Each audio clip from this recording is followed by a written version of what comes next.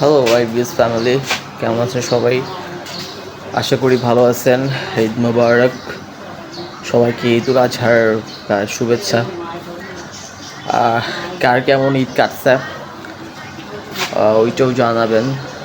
আমার ঈদ খুব ভালো কাটছে, আলহামদুলিল্লাহ, খুবই ভালো কাটছে। ঘোরাফেরা হচ্ছে অনেক।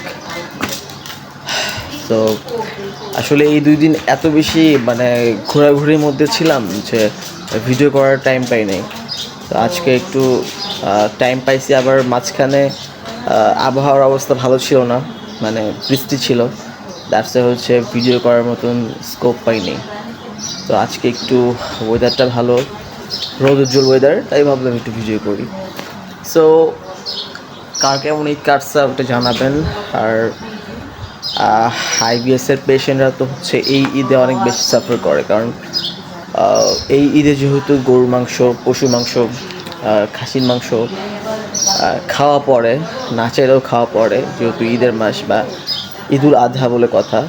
সো দেখা গেছে যে অনেকের অনেক রকম প্রবলেম হয়। তো অনেকে আবার আমাকে জিজ্ঞেস করে যে ভাই, আপনার কি ঈদের মধ্যে বা আপনি কি গরুর মাংস খাইলে বা খাসির গোস্ত খাইলে আপনার কি প্রবলেম হয়? সো আজকে ভিডিওতে কথাটা আমি রিভিল করে দিই যে আমি দুনিয়ার যত হালাল খাবার আছে আমি সব কিছু খেতে পারি। ইন অল দ্যাট আমার কোনো প্রবলেম হয় না। আমি একটু আগে গরুর মাংস খেয়ে আসছি এবং এই টানা 3 দিন আমার গরুর মাংসই খাওয়া পড়ছে, ঈদের দিন সহ, ঈদের পরের দিন, আজকে। সো আমার এভরি সিঙ্গেল কোনো প্রবলেম হয় নাই। I have no problem at all.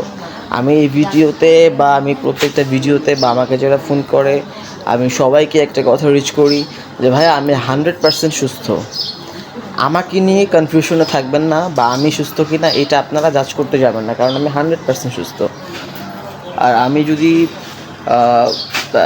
সুস্থ হইতে পারি তাহলে আপনারা সুস্থ হবেন বা হইতে পারবেন, এই আশা ব্যক্ত করবেন। আর সবচেয়ে বড় কথা যেটা, যে আইবিএসের পেশেন্টদের যে লার্জ ইন্টেস্টাইনের প্রবলেম থাকে, কারণ খাবারটা ক্ষুদ্রান্ত থেকে যখন বৃহদান্তে যায় তখনই অ্যাকচুয়ালি যত ধরনের প্রবলেম ওইগুলো ক্রিয়েট হয়, এবং তাদের এই যে অন্ত্রের মধ্যে ব্যাকটেরিয়াল ওভারগ্রোথ হয় বা ব্যাড ব্যাকটেরিয়াল ওভারগ্রোথ হয়, এবং ভালো ব্যাকটেরিয়াগুলো অন্ত্র থেকে কমে যায়। এটার সাথে ব্রেন গাটার অ্যাক্সিসের একটা সামঞ্জস্য আছে, সম্পর্ক আছে। তো যখন ব্রেইন বা নিউরোট্রান্সমিটার যখন কিছু হরমোনাল ডেফিসিয়েন্সি এখানে চলে আসে, বা কিছু হরমোন যখন এখানে ইমব্যালেন্স হয়, তখন গাট থেকে সেরোটোনিন যেটা প্রডিউস করার কথা সারা বডিতে, 90 to 95% সেরোটোনিন গাট থেকেই প্রডিউস হয় সারা বডিতে। তো ওইটা যখন প্রডিউস বডিতে হয় না বা রিপ্রোডাকশন হয় না, তখন এই ব্রেইন এবং গাট এই দুইটা একভাবে একদম ইনভলভ হয়ে যায়, একটার সাথে ইনভলভ হয়ে যায়। তো যখন একটার সাথে ইনভলভ হয়, তখন হচ্ছে এই যে গাট রিলেটেড যে প্রবলেমগুলো, যেমন কারো ক্ষেত্রে নসা হয়, কারো ক্ষেত্রে ভমিটিং হয়, কারো ক্ষেত্রে ইরোসিভ গ্যাস্ট্রাইটিস হয়, কারো ক্ষেত্রে এন্ট্রাল গ্যাস্ট্রোপি হয়, কারো ক্ষেত্রে হচ্ছে আইভিএসের সাথে অ্যাসোসিয়েট কিছু প্রবলেম হয়, সেক্সুয়াল প্রবলেম হয়। এই যে যাবতীয় প্রবলেমগুলো, যে কমপ্লিকেশনগুলো আপনারা করেন বা আপনারা বলেন, এই টোটাল কমপ্লিকেশনগুলাই হচ্ছে একটা সাইকোসোম্যাটিক ডিসঅর্ডারের জন্য হচ্ছে, সাইকোলজিক্যাল একটা প্রবলেমের জন্য হচ্ছে, এবং আপনার ব্রেন গাট অ্যাক্সিস ঠিকমতো কাজ করে না। এর ফলে হচ্ছে আপনার এই প্রবলেমগুলো ডে বাই ডে হচ্ছে। তো এখন এটা থেকে পরিত্রাণের উপায় কি? পরিত্রাণের উপায় হচ্ছে, দেখেন, যেহেতু এটা অটোইমিউন ডিসঅর্ডার, এই রোগটা ভালো হইতে ফার্স্ট অফ অল অনেক বেশি সময় লাগবে। ফার্স্ট অফ অল হচ্ছে আপনাকে অনেক বেশি টাইম দিতে হবে, এবং আমার থেকে যারা এই কম্বিনেশন নিচ্ছে সুস্থ হচ্ছে। এবং আমার যে থিওরি, এটা হচ্ছে আমি 1 মাস পর মেডিসিনটা চেঞ্জ করে দিই। অনেকেরই দেখা গেছে যে ভালো বোধ করে, ভালো ফিল করে, দেন হচ্ছে 1 মাসের জায়গায় তারা ওষুধটা 1 মাসের বেশি কনজিউম করে। জিনিসটা একদমই ফেয়ার না, বা জিনিসটা একদমই এটা উচিত না। কারণ হচ্ছে 1 মাসেরই মেডিকেশন, এবং এভরি 1 মান্থ লেটার এই মেডিকেশনটা চেঞ্জ হয়।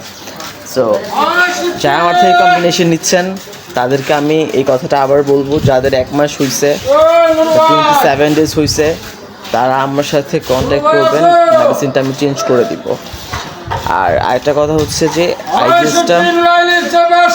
আইবিএসটা ভালো হয়, হ্যাঁ, এটা নিয়ে এত প্যানিক হওয়ার কিছু নাই।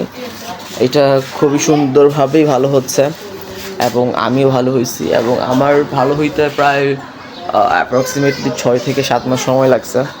তো আপনার ক্ষেত্রে হয়তো আরও কমও লাগতে পারে, আর বেশি লাগতে পারে। আর আইবিএসের ক্যাটাগরি 3টা, একটা সি, ডি মিক্স। সি মানে কনস্টিপেশন, ডি মানে ডায়রিয়া, মিক্স মানে অল্টার। সবাই জানে এগুলা। এবং ডাক্তাররা যখন মেডিসিন প্রেসক্রাইব করে ওখানে লিখে দেয় আইবিএস সি বা আইবিএস ডি বা আইবিএস মিক্স। আর আইবিএসের এটা কোনো বয়স নাই যে আপনার এত বয়স পর আইবিএস হবে বা এত বছর পর্যন্ত আইবিএসের কোনো ইয়ে নেই। এটা যে কোনো ইজি হইতে পারে। 13-14 বছর বয়সে আইবিএসের প্রবলেম এখন দেখা দিচ্ছে, একদম টিনেজারদের।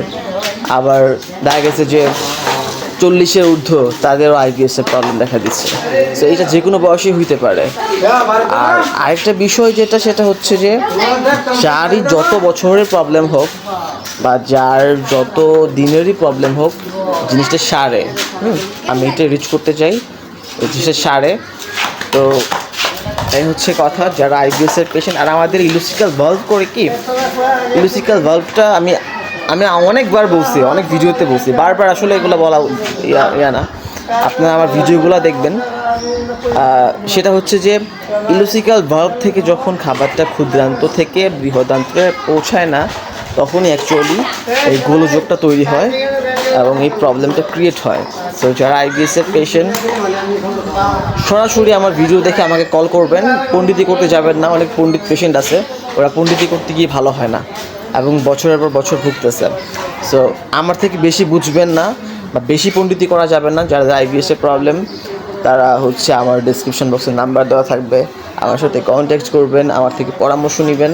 তাহলে আইবিএস থেকে, যদি আইবিএসের প্রবলেম হয়, অন্য রোগ হলে আমার ফোন দেওয়ার প্রয়োজন নেই, বাট যদি আইবিএস হয় অবশ্যই আমাকে ফোন করবেন এবং ইনশাল্লাহ আমি আপনাদের এই এটা মরণ ব্যাধি না, বাট এটা খুব ঘাতক একটা ব্যাধি, এটা থেকে বের করে দেবো ইনশাল্লাহ, সমস্যা নেই। আর আমার একটাই নাম্বার 01751396760, এই নাম্বার আমার ডিসক্রিপশন বক্সে দেওয়া থাকবে। আমার হোয়াটসঅ্যাপ, ইমো, হ্যাঁ, সব কিছু আছে। সো যাদের প্রয়োজন হবে আমাকে ফোন করবেন, যাদের প্রয়োজন হবে না আমাকে ফোন করবেন না, ঠিক আছে? That's all for today. ধন্যবাদ সবাইকে।